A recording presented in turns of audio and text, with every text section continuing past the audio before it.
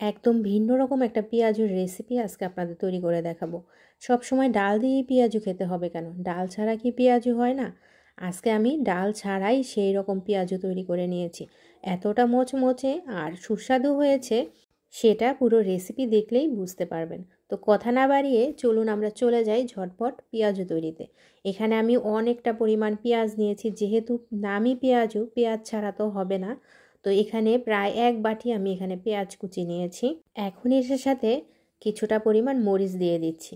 আপনারা চাইলে মরিচের পরিমাণটা আর একটু বাড়িয়ে দিবেন, যেহেতু আমার ঘরে বাচ্চা আছে, ওদের মুখে পড়বে, তার জন্য আমি সামান্য পরিমাণে মরিচটা দিয়ে দিলাম। এখন একটু হলুদের গুঁড়া দিয়ে দিচ্ছি আর কিছুটা পরিমাণে আটা দিয়ে দিচ্ছি। তো এবার আটা দেওয়ার পরে এই পেঁয়াজটাকে আটার সাথে একদম খুব ভালো করে মেখে নিব, যাতে একদম পেঁয়াজটা খুব নরম সফট হয়ে যায়। তো ভালো করে মেখে নিচ্ছি। যখন আপনাদের হাতে খুব কম সময় থাকবে, ডাল বাটতে ভুলে গেছেন বা ডাল বাটা হয়নি, তখন কি করবেন, এরকম শর্টকাট রেসিপিতে পেঁয়াজুটা তৈরি করে নিতে পারবেন ইফতারের আগে আগে। তো এই যে দেখেন মাখামাখি করছি, এইবার আমি অল্প অল্প করে এটার সাথে জল দিয়ে দিব। তো জল দিয়ে এবার ভালো করে আবারও মেখে নিব আর অল্প অল্প করে জল দিচ্ছি। তো এটা মাখতে মাখতে যখন মনে হবে যে এটা একটা গোল শেপ দেওয়া যাবে, তখনই এটাকে মানে আমি মাখানো স্টপ করে দিব। তো আরেকটু আটা লাগবে, তাই আরেকটু আটা দিয়ে দিলাম। এবার এই যে মেখে মেখে দেখেন একটা পুরো গোল হয়ে গিয়েছে।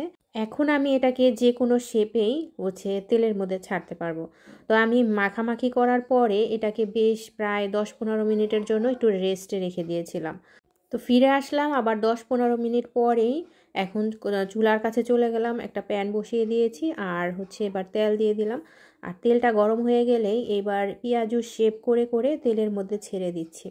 আপনারা এই রোজার মাসে কেন, বাচ্চার স্কুলের নাস্তায়ও এটা কিন্তু দিতে পারেন।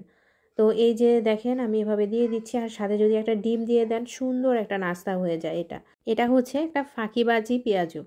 তো এই যে তেলের মধ্যে দিয়ে দিচ্ছি আর চুলার জালটাকে একদম কমিয়ে ফেললাম, যাতে খুব ভিতর থেকে এই পেঁয়াজটাও সিদ্ধ হয় আর এটা একদম মুচমুচে ভাব আসে।